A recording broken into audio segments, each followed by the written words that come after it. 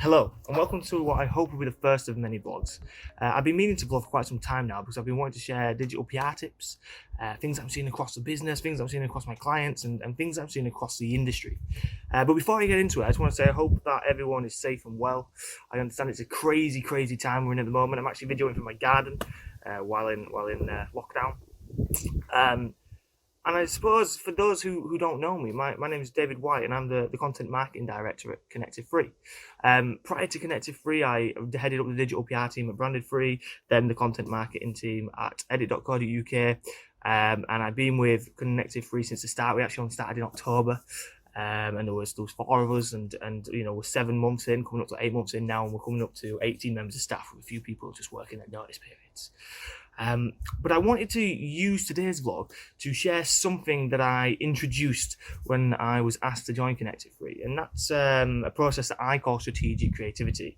At its essence, it's about being strategic and creative at the same time to generate backlinks in quantity and relevance for our clients. Now, strategic creativity ultimately has 3 sections to it. The first section is the planned side of it, and that's the big creative campaigns. That's the stuff that wins awards, drives massive numbers of links, starts Twitter threads, all that crazy, exciting stuff. The second side of it is being proactive and actually being a bit nosy and looking on your client sites and saying, well, actually, you're already doing this activity, and maybe I can build links out. That could be anything from charity work through to new product launches, even things like new offices or management changes, trade press, etc. And then the third part of it is reacting to news stories, be that through newsjacking, fake products, whatever it is. Now, to sort of understand how strategic creativity works, I wanted to share a case study, and that case study is with Thoughtful Cards. Now, I've worked with Thoughtful. So Thoughtful, actually, they're an online greeting cards company, like a marketplace. They offer cards around every occasion, from Mother's Day, Father's Day, even quarantine cards. They offer quite sentimental and even quite rude and cheeky and funny cards. Now, I've worked with them for 7 months, and in 7 months, I have built 270 links. From that, 212 were followed, the rest were no followed. Now, I want to explain how we kind of did that using the strategic creativity model. Now, the first side of it was then planned campaigns. So we've ran numerous campaigns for Thoughtful.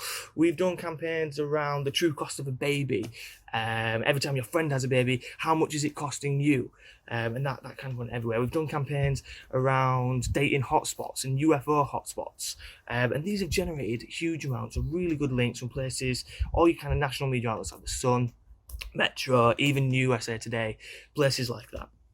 Now, if I'd have just done them creative campaigns and said to the Thoughtful, right, I'll do one creative campaign this month, one creative campaign that month, then I would have gained around about 180 links, give or take. Now, 180 links is still a good number of links, it's still a strong number of links, but it's not 270.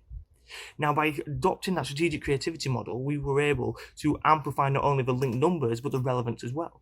So moving on to that proactive side, what we did is we scoured the site. We were super nosy. We said to Thoughtful, have you got any charities we can work with? You've got these wedding cards on site. Can I go to wedding media outlets and selling features? By the way, that one piece there of going to the wedding sites, getting 19 links alone.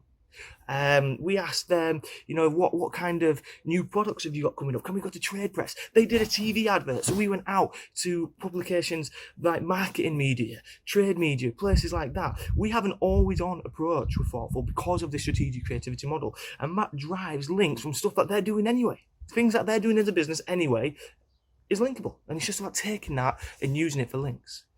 Then there's the whole reactive side. So we've done some really cool things. We've analysed customer data. So we analysed customer data the other week, and we saw loads of people were buying happy birthday 100-year cards for Captain Tom. So we were like, we should absolutely do something with this. So we threw it out, and we got places, links from the Cosmopolitan, the Sun, you name it, places like that.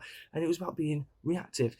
Now, I want to just say that I understand that this model isn't possible for every client. I have clients that work, for example, in the insurance sector, who can't be reactive because they've got legal and compliance and a lot of kind of hoops to jump through, and that's absolutely fine. They can't really be proactive because they maybe have a precious internal PR team, which again is absolutely fine. But if you can do this model, you should absolutely do it. So clients, make sure you're giving your agencies everything, absolutely every single bit of information. Everything from management changes, upcoming products, any marketing activity you've got, TV, paid, whatever it is, make sure you're giving them it. And agencies, take that data. Don't just focus on campaigns. Take that data and run with it. It guarantee you somewhere online, there are people who want to talk about the things that your clients are already doing outside of the campaigns that you're running. And if you do that and the campaigns, and hopefully some reactive as well, be that new jacking or whatever, then you start to see real link numbers and real relevance as well. So 7 months, 270 links. It's 100% achievable. This isn't the only client I'm running this process for. And I just wanted to share kind of my why I keep banging on about strategic creativity on Twitter and things like that. And it's because it delivers.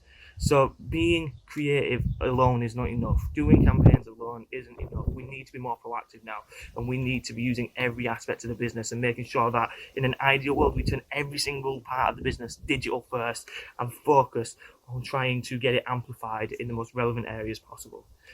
Yeah, that was it really. I'm hoping to do more of these. It's not as warm as I thought it would be today, so that's probably why I'm shaking a little bit.